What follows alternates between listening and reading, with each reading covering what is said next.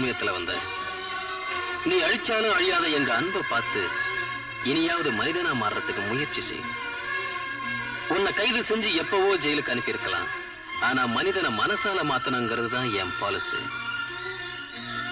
இன்னொரு தடவை நீ வாழ்க்கைய பாழாக்கிறதுக்கு முயற்சி செய்யாத. வாசுஜி,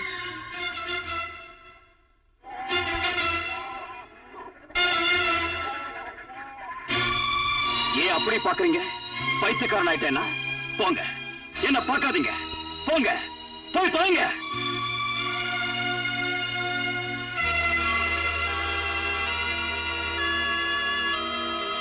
நீ மனுஷனா மாறுறதுக்கு எதையெல்லாம் வேண்டான்னு சொன்னனும் வேற வழி இல்லாம அதையே கொண்டாந்து தர்றது தப்பு இல்லடா ராசா. வாங்கிக்க.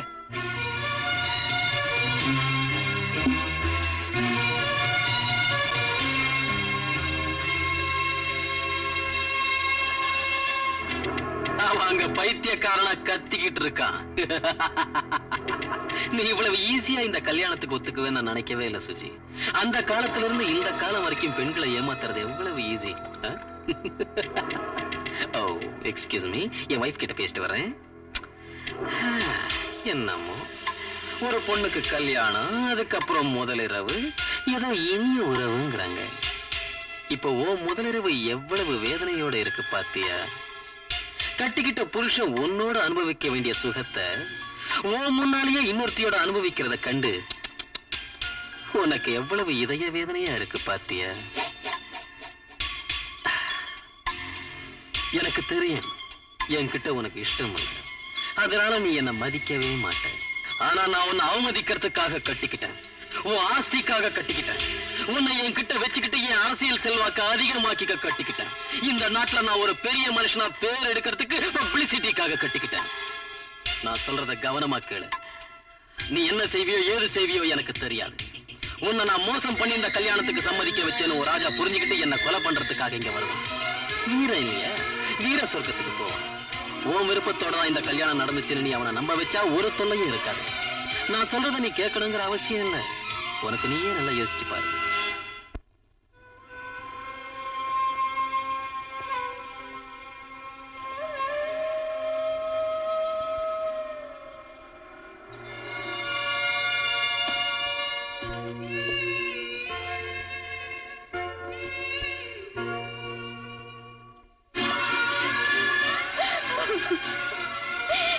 என்ன மோசம் பண்ணி பலவந்தமா கல்யாணம் பண்ணிக்கிட்டா.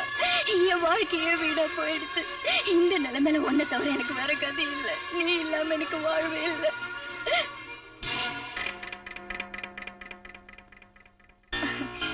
என்ன அப்படி பாக்குற? உனக்காக சேரிக்கு போன, நீ இங்க இருக்கேன்னு தெரிஞ்சு வந்த. கடவுளை அடியோட வெறுக்கிறவன் நீ கடவுளை வணங்கறதுக்கு வந்திருக்கியா? பக்தி வந்துருச்ச? இல்ல, என்ன சுத்தி என்ன நடக்குதுன்னு தெரியாத குழப்பம். இன்னும் தெரியலையா? நான் உங்ககிட்ட வர வேண்டிய அவசியம் இல்லைன்னு வச்சுக்க. டிக்கெட் வாங்கி சர்க்கஸ்க்கு போய் அங்க இருக்கிற விலங்குகளை பார்க்கலாம். ஆனா கூட்டுல இல்லாத விலங்கு கிட்ட வந்து பார்க்க முடியுமா? ஆனா ஒன்ன பார்க்கணும்னு எனக்கு தோணுச்சு. உனக்கு உண்மையை சொல்லி தெளிவாக்கி அன்னைக்கு நான் ஆடின ஆட்டத்துக்கு விளக்கம் கொடுக்கறதுக்காக உன்னை தேடி வந்த. That's all. உங்க அறிவாற்றலை பயன்படுத்தி இப்ப நீங்க சொன்ன வார்த்தைக்கு அர்த்தம் என்னன்னு ஒரு வார்த்தையில சொல்றீங்களா? நீ என்ன கடத்தினதுக்காக நான் கொடுத்த பலமான அடி. இன்னொரு வார்த்தை சொல்லட்டா?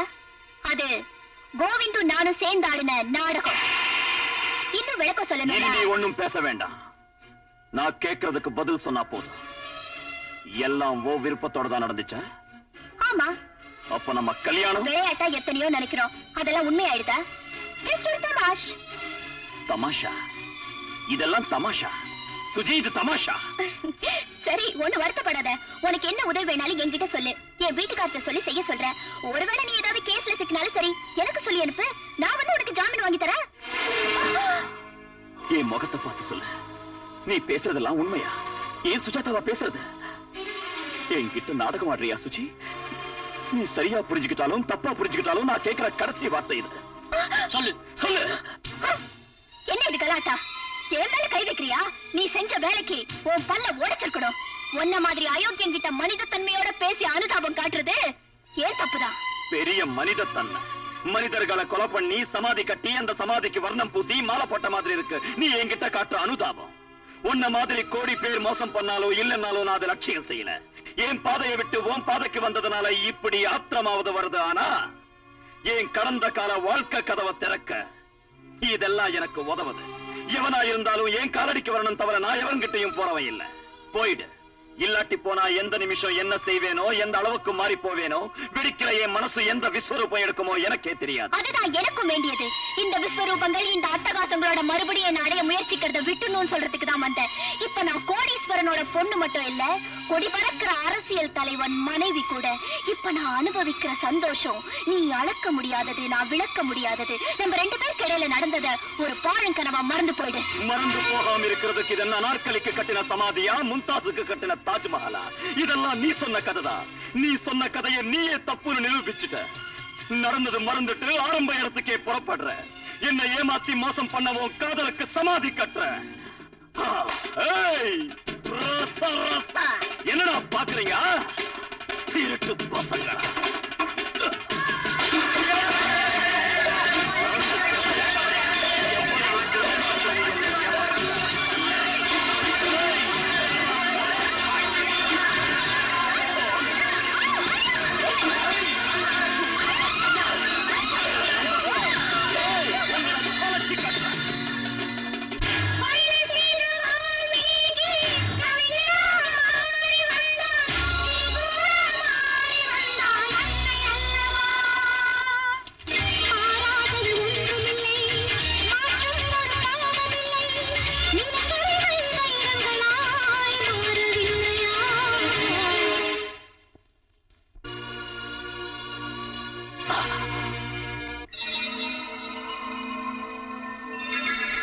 என் நாட்டம் அரசியல்வாதி தான் நடிகன் நினைச்சேன்.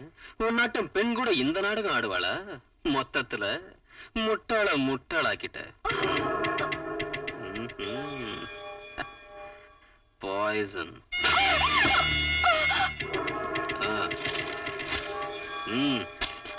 அதுல நீ கையெழுத்து போடணும். இல்ல இப்பவே டிஐஜிக்கு போன் பண்றேன்.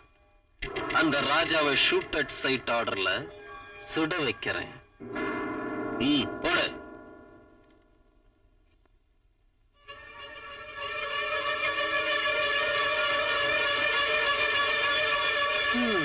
எதுக்குமா இந்த மாதிரி அவசரப்பட்டு துன்பத்தை வரவழைச்சுக்கிற? இப்ப வேணும்னா சாவு. எதுக்குன்னா நீ செத்ததுக்கு அப்புறம் உன் சாவுக்கு காரணம் அந்த ராஜா தான் நிரூபிக்கிறதுக்காகத்தான் இந்த பேப்பர். சாவு. பாரு, நீயும் ஒரு பெண் தான். உன் கண்முன்னால நான் எத்தனையோ பெண்களோட விளையாடி இருக்கேன். பாரு, அன்னைக்கு ரீட்டா விடிய விடிய உன் கண் முன்னால என்ன கலாட்டா செஞ்சான்னு. நீயும் புகாரம் திங்கிற, உனக்கும் ஆசைங்க இருக்கும். என்னமோ இந்த ஒரு வாரமா வேலை டென்ஷன்ல இருந்து பொண்ணுங்க வாடையே இல்ல. என்ன இன்னைக்கு நீ ரொம்ப கிளாமரா இருக்க? ராத்திரிக்கு வேற எவ்வளவு இங்க வர்றதா இல்ல? வா. என்னடி? நான் வேத்து மனுஷன் இல்ல, உனக்கு தாலி கட்டின புருஷன். உன்னை இஷ்டப்படி அனுபவிக்கிற அதிகாரம் உள்ள வண்டி. எங்க போய